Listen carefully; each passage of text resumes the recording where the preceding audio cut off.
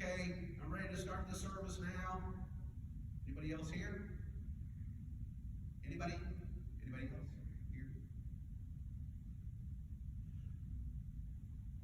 I'm actually not rubbing it in, by the way, that we can't be together right now.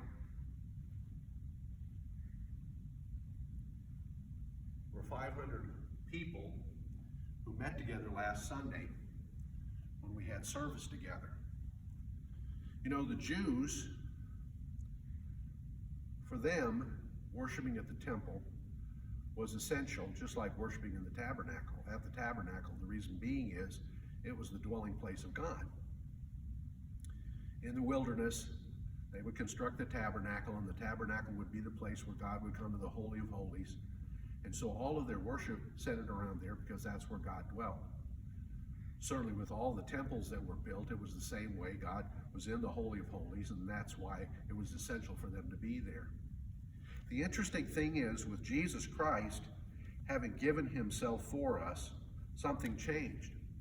With the indwelling of the Holy Spirit, it wasn't just that we didn't worship at a temple anymore, but Paul wrote the Corinthians in chapter 3 of the first letter to the Corinthians says, "Don't you know that you yourselves are God's temple, and that God's Spirit dwells in your midst? If anyone destroys God's temple, God will destroy that person, for God's temple is sacred, and you together are that temple."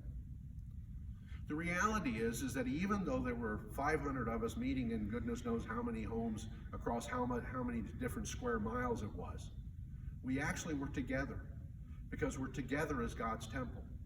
Together because we have the indwelling Holy Spirit. Together because we are God's family.